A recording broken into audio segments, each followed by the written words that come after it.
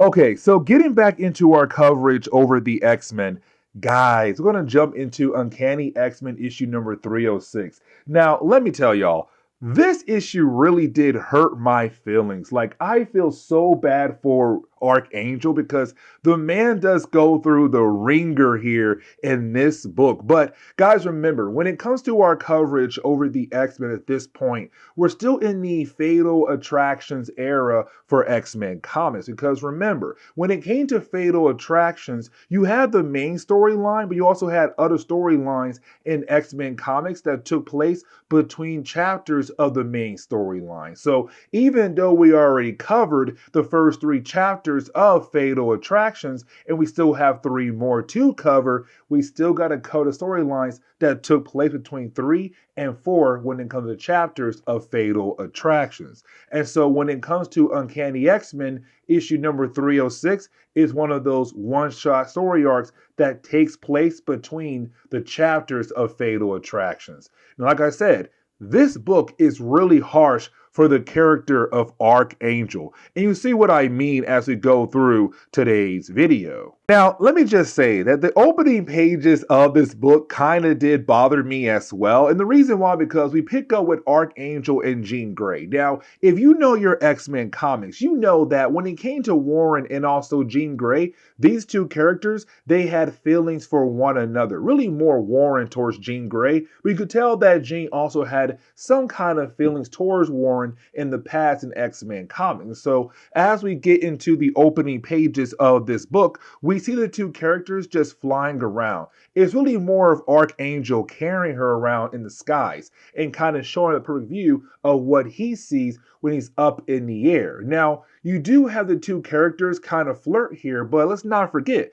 that by this point in our coverage over the X-Men, Jean Grey is still with Cyclops. Like, he did leave for a short period of time, but the guy came back and they're like, hey, I love you, you love me, and they're still one happy couple. But it does seem like, you have Archangel and Jean Grey kind of flirting, but at the same time, still staying in that friend zone area. Now, this leads into what I say, man, they put Archangel through the ringer. Now, the reason why I'm saying that, because when it comes to Archangel and Jean Grey, they begin to talk about Candy. Now remember, Candy was the ex-girlfriend to Archangel back in the X-Men Inferno days. Now we also have to remember that for Jean Grey and also Archangel, they were on X Factor at that time. But when it came to Candy, she was in love with Archangel, but Archangel was in love with Jean Grey. And so when she walked into the room, she basically saw the man she loved making a move on Jean Grey. And the reason why, because Jean was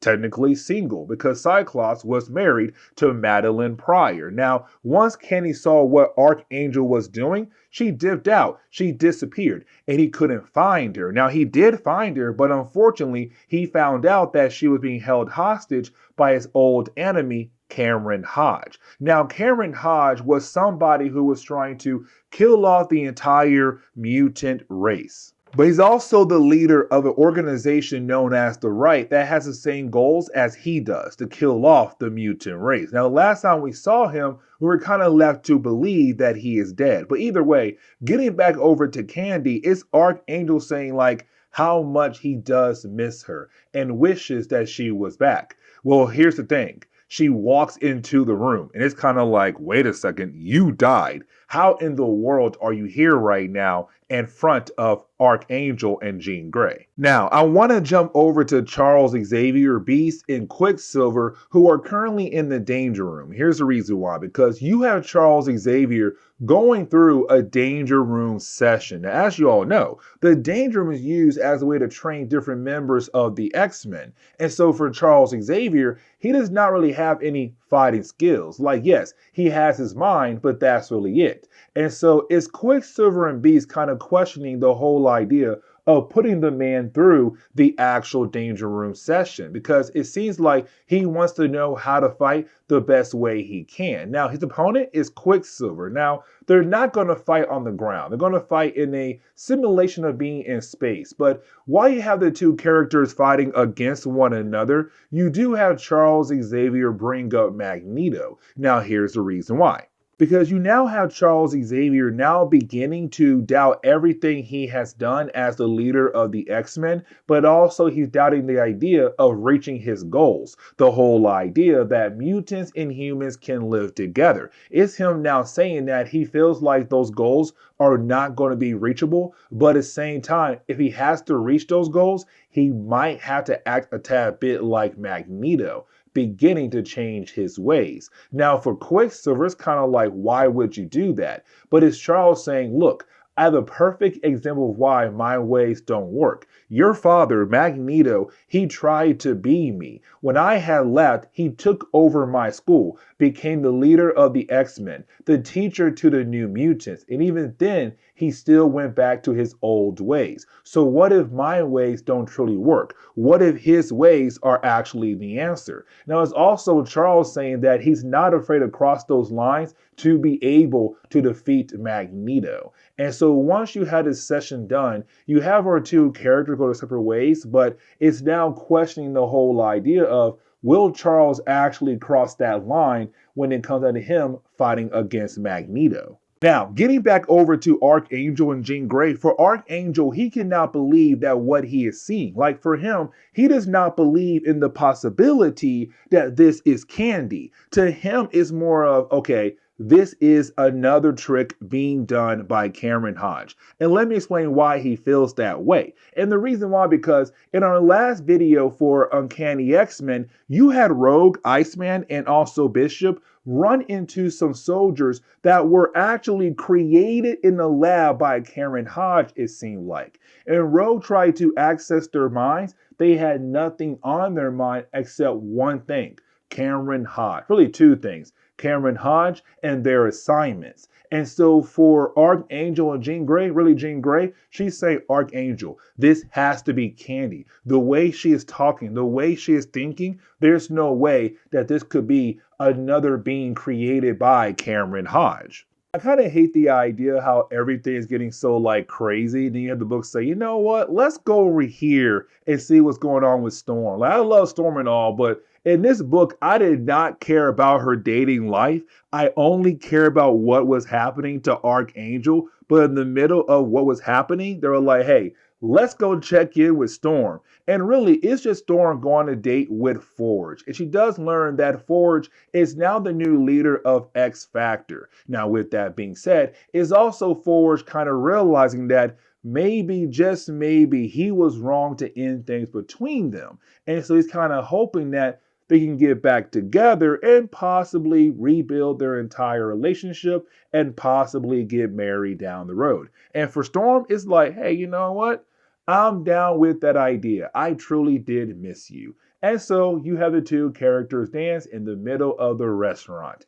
Like I said, it's nice and all, but I did not really care. So getting back over to Archangel, but let's go ahead and get into some possible retconning here when it comes to the whole idea of how Candy is alive. Now, for Jean Grey and Archangel, they do go into her mind. Now, when they go into her mind, they're going to relive the moment she had died by the hands of Cameron Hodge. Now, for Archangel, he believed that she was unaware what was happening to her or around her. But in reality, you had Jean Grey say, no, she was aware of everything, the entire battle, the whole idea. She knew that you were too late, that she knew that she was going to die. And so she saw the entire battle, but for Archangel, he believed she died at that moment. But in reality, she did not. And here's the reason why. Because Cameron Hodge was doing some kind of, well, experiments on her. But either way, she does wake up a few weeks later.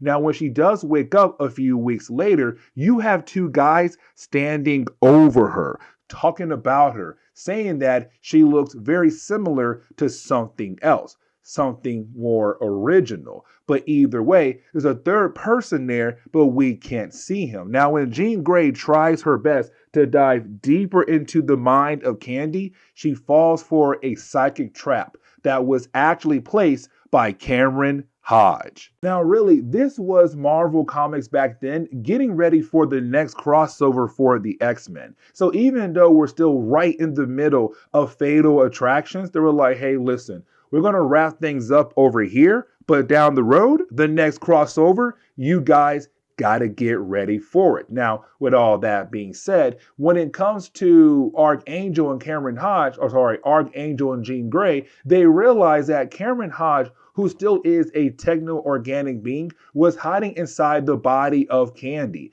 And it seemed like he was using her as a way to hide, but waiting for the right moment to come out to attack Archangel. And so with him coming out, he's now converting her body into more techno-organic material to help repair him to complete his body. So it's Candy slowly dying off, and it's also Cameron Hodge slowly coming back to life and hoping to fight against the X-Men and to kill them off. But here's the thing. For Candy, she hates the idea that she's being used as a way to bring him back to life to attack the man she loves. And so she begins to rip herself apart because technically she's no longer human. She's now techno-organic, just like Cameron Hodge is. And so while you have her doing that, it's Cameron freaking out because now he realized that his plan is falling apart. Now, this right here is going to explain more down the road in the next crossover once we're able to properly get into that crossover. Yeah, you heard me right, because right now it's kind of like what's happening. Okay, is that really Candy or not? And right now we're left to believe it is her, but in reality it may not be her. But either way, the book kind of ends with Candy being able to kill herself, which then kills off Cameron Hodge. And the book kind of ends with Archangel just crying because he had to watch the woman he loves die all over again right in front of him, thanks to the hands of Cameron Hodge once again. Like, this man is just having the worst time alongside with Colossus. But this is where we're going to end today's comic book video. So please leave me a like down below. And guys, I'll see y'all next time. Later.